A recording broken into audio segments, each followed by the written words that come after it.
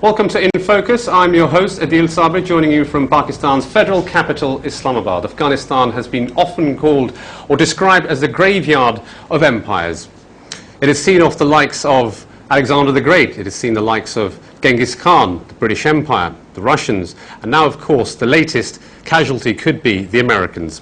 The Americans have been bogged down in a long war with the Afghan Taliban, Al-Qaeda. This war, which has been spanning over 9 years, is now the longest war in history. We'll be taking a look at some of the pertinent aspects regarding Afghanistan and the region at large. To discuss these issues, I'm joined by two distinguished guests. Firstly, Brigadier Imtiaz, who served as the Chief of the Intelligence Bureau of Pakistan, also served with Pakistan's premier spy agency, the ISI, and was also a close confidant to former military ruler General Zia-ul-Haq. Next to him is Mr. Zaid Hamid, who is a renowned security consultant and political commentator. Gentlemen, both welcome to In Focus. I just want to start with you, Brigadier Imtiaz. Of course, it's an open secret that the Mujahideen was supported by the CIA using Saudi Arabia's money and Salafi Wahhabi ideology vis-à-vis Osama bin Laden and also vis-à-vis Pakistan's ISI during the Soviet war, particularly during the reign of General Zia-ul-Haq. After that, post the withdrawal, we've seen that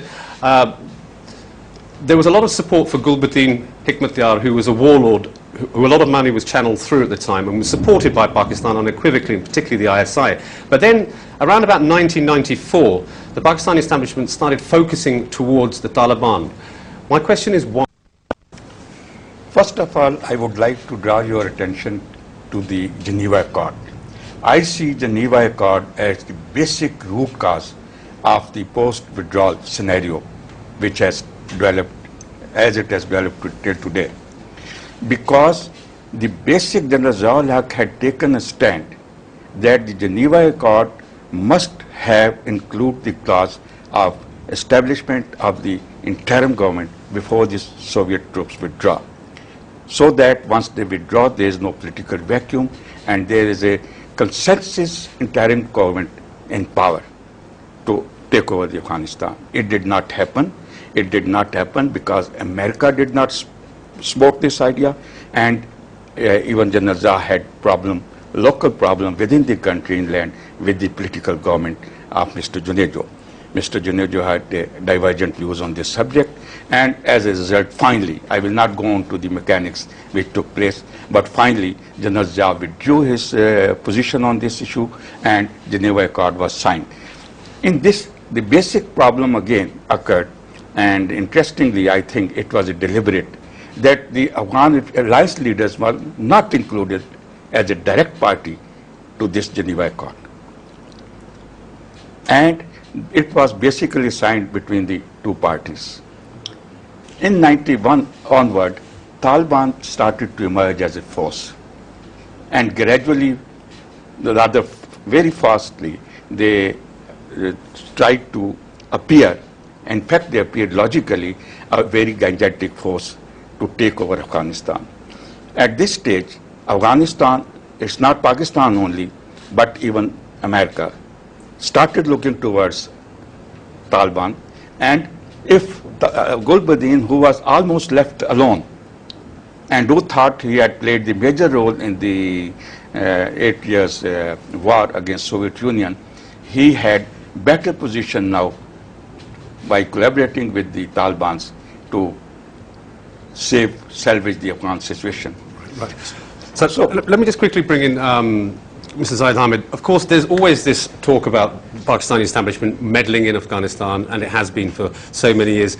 Recently, we've seen some rather bizarre reports being published in the West, particularly Amnesty International published a report, then we saw the London School of Economics report, then we saw RAND report, which categorically state that the Pakistani ISI is directly involved in meddling with the Taliban, is playing a double-edged sword. There are some conspiracy theorists who may say that this is all being prepared by Western agencies, certain agencies perhaps like RAW and Mossad, but others may say that there cannot be smoke without fire because Pakistan needs to keep in close contact with the Taliban when the US withdrawal begins. You see, one thing that you need to understand is that Pakistan, since 1975, since even before pre-Soviet invasion days, ISI has been very active in Afghanistan. The entire Soviet, anti-Soviet resistance was built, created, orchestrated, managed, led by ISI. And that is why you find that when the Berlin Wall was broken down, the chief of German intelligence sent a piece of a rock of the Berlin Wall to the Pakistani ISI DG, saying, to the one who delivered the first blow. And the fact remains that it is ISI which broke down the Soviet Union, of course with the help of the Western world and the Arab world and the Chinese at that time. The fact is that ISI, Afghanistan has historically remained an integral part of Pakistan. Why I'm saying this? Not geopolitically, even geoeconomically, geoculturally. We speak the same language, the Pashtuns live on this side, Pashtun this side, Pakistani currency is accepted as a normal currency in Afghanistan, the entire agriculture equipment, the implant, the seeds, the books, everything that we have in Afghanistan goes from Pakistan. So, whether we like it or not, Pakistan has a very strong stake in Afghanistan. And this stake has never been ignored by the Pakistani security establishment. Saying that ISI is involved or meddling in Afghanistan is a ridiculous statement in the sense that ISI has a strategic stake, Pakistan has a strategic stake, and we have always been in contact because of the Pashtun tribes that live on both sides of the border, and Taliban are Pashtuns. ISI does not have any strong contacts in Tajiks, Uzbeks and Hazaras. The fact, because those communities don't exist in Pakistan in terms of Pakistani nationalities.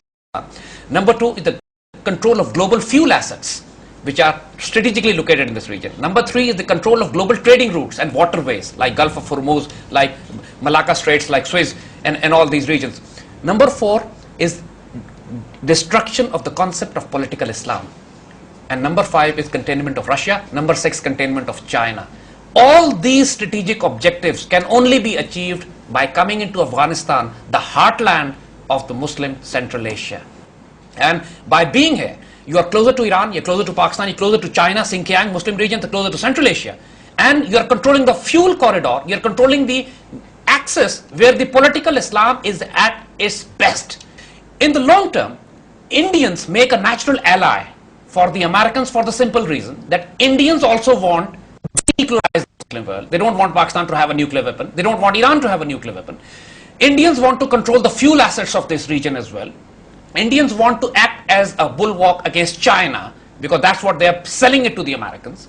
So all these assets, all these strategic objectives of the Americans for the 21st century very naturally fit in with the objectives of the hegemonic designs of the Indian state. And the very simple fact that this makes them natural allies. That's why you find Israel to be the closest defense cooperator with India. Let me just talk about the energy corridor that you talk about, the natural resources. According to a New York Times report that the US Geological Survey had carried out this massive project about the so-called mineral reserves, 980 billion, and it was being touted as the Saudi Arabia of lithium.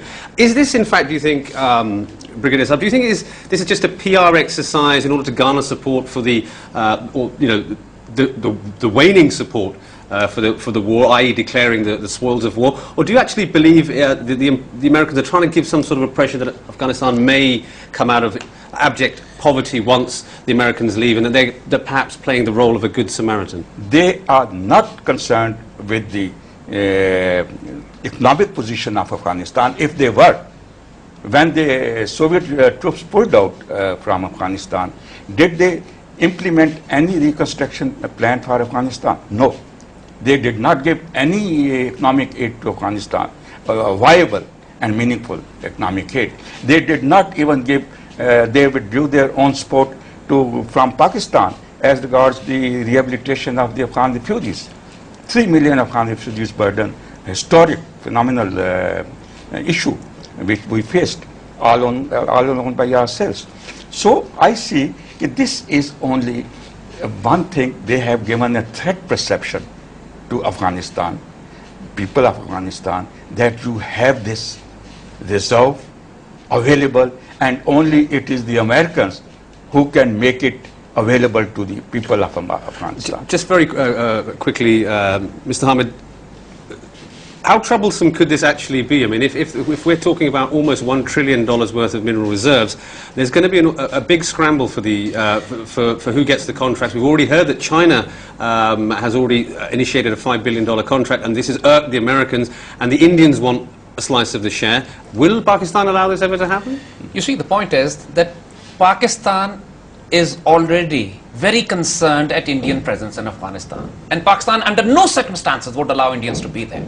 Period. There's no argument on this. Chinese, Pakistan has no problem with that. But Americans would never be allowing Chinese to replace them in Afghanistan. They would probably allow Chinese to make Chinese restaurants, but nothing more. You see? And the point is that what the Americans are trying to do now is, Americans have not gone into Afghanistan for lithium. We have said these grand strategic objectives were different. These are the fringe benefits. It's not just lithium. The Panjshir Valley is full of emeralds. The Shibargan is full of gas. There are oil and gas reserves which are phenomenal in this region. The Russians have been tapping Shibargan gas for about 30 years now. Cobalt, copper, and cobalt